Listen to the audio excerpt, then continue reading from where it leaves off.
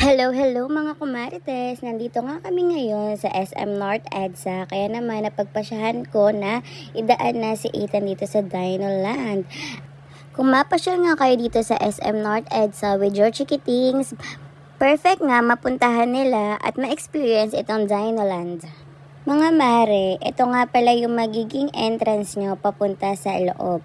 Yan, papasok kayo sa mouth ng T-Rex na yan. Panic mode na naman nga ang Mami Gold ng mga oras na to. Paano ba naman? Inilagay ko lang yung bag namin sa locker. Etong anak ko, dire-diretso na yata dun sa dulo at hindi ko na makita. Hinahanap ko siya ng mga oras na to. Natagpuan ko nga lang naman doon sa duluhan, nadapa pa, lintik. Pagkatapos nga niyang nadapa, may lumapit sa amin na stop at inalok kami kung gusto daw bang magkulay ni Ethan. Buti na lang at gusto rin namang magkulay ng bata at ayan nga, kinulayan niya nga si Triceratops ng red-orange. Tapos red, tapos sabi ko nga dapat brown. Sabi niya, sorry mami. Tapos ito na rin nga yung time na nababother siya sa likod niya dahil ang ingay-ingay nga nung T-Rex at natatakot siya baka kainin siya bigla. Roar. Pagkatapos mga kulayan niya, T-Rex na yan, lalabas siya dito sa projector. Ayun nga, kinulayan niya yung kulay brown na T-Rex. Ay, bakit ba ako T-Rex na T-Rex? Triceratops yan, diba? Tapos sabi ko, picturean ko muna siya dito sa maingay na T-Rex bago siya kainin. Eme. At ito nga, hindi na siya makipaghintay. Gusto niya na agad dito sa Dino Dig. Ay nako, napakahirap lumakad dito kung alam nyo lang. Lumulubog ako dito. Sobrang sexy ko kasi. Eme lang. Baka may maniwala diyan. Dito nga kami sa Dino Dig nag-ubos ng oras. Nung na-experience niya na nga lahat dito sa Dinoland, dito na lang siya nagpalipas ng oras sa Dino Dig.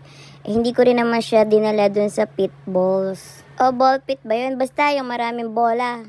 Tapos sabi ko nga, sumakay na siya dito sa dinosaur. Pinapili ko siya kung anong gusto niya. Ito daw gusto niya, Triceratops. Talagang ito yata ang favorite dinosaur niya sa lahat.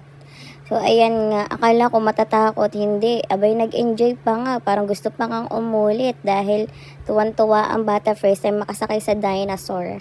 Ala, mga marites. Kasama na nga pala yung ride na to dun sa binayaran natin na ticket. Tara na dito sa Enchanted Forest kung saan nadapa si Ethan sa tako.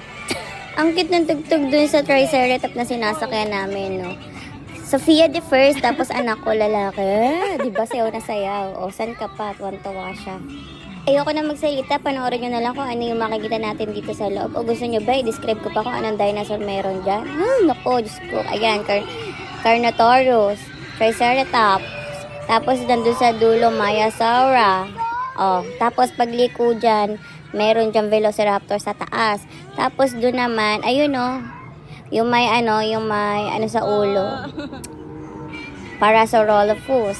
O, diba? Kabisado ko yung dinosaur. Kasi naman pinakabisado sa akin ang anak ko yan. Joke lang pala, di ko sure kung Velociraptor yun nandun sa ibabaw. Eme lang, diba mga Mars?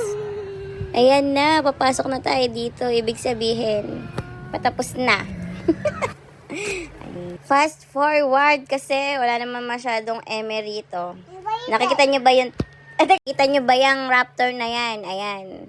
Yan ang dahilan kung bakit tumakbo si Ethan palabas. Nagbabanking, nadapa. O, ayan siya, yung dalawang raptor na yan, kinakain yung Stegosaurus, gumagalaw.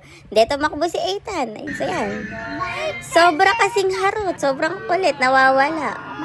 Pakain ko na kaya dito. Ayan, umulit nga lang kami.